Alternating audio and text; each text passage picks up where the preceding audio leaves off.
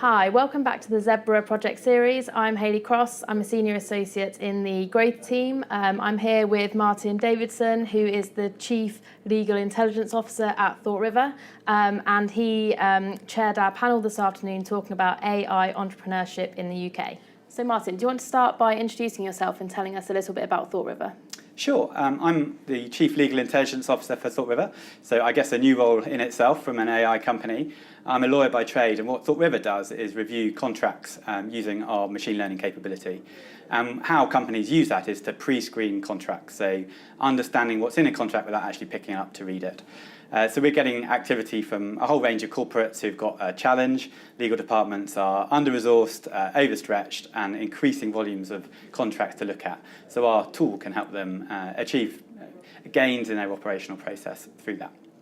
So one of the things we were talking about today was AI strategy for organisations, and that a lot of organisations might not even know where to start. Yeah. So what would be your advice or a summary of the advice that we spoke about this afternoon?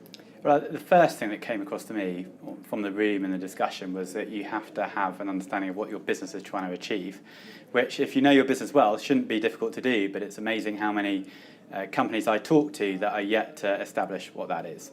So I think once you've done that, then it's a case of then investigating what's out there in the market and then just experimenting to see what technology can offer the best gains for what you're trying to achieve. Thank you.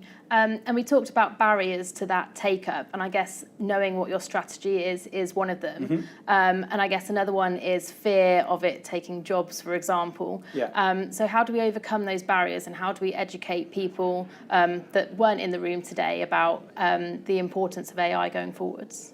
Yeah, I think what you're alluding to there around taking jobs is more of a cultural mindset that we need to kind of evolve as the technology and the understanding of that technology improves. The reality is right now that AI isn't going to take any jobs. It's actually going to probably increase opportunities for employment.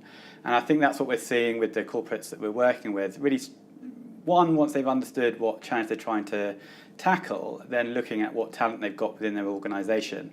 And that can either be from a skills capability or actually a mindset capability. You know, who are the people that are really going to drive change and innovation in the organisation? And what was one of the most interesting things that you'll take away from today? Well, I think what I took away was that the UK government is really supportive of this industry sector and what the opportunities that AI can offer can present to the UK as a whole. I know this partly through experience because of engagements that I've had, but there seems to be so much activity that the UK government is driving, which, given the kind of nature of politics, it's really good to hear positive news stories coming out around what's happening in this country. And I guess with Brexit around the corner, the fact that the government is really supportive of what industry is doing in this country is really great to hear. And you know, as a young startup ourselves, we'll hopefully make the most of that and take the benefits that come from that innovation and investment in the opportunity. Great. Thank you very much. Pleasure.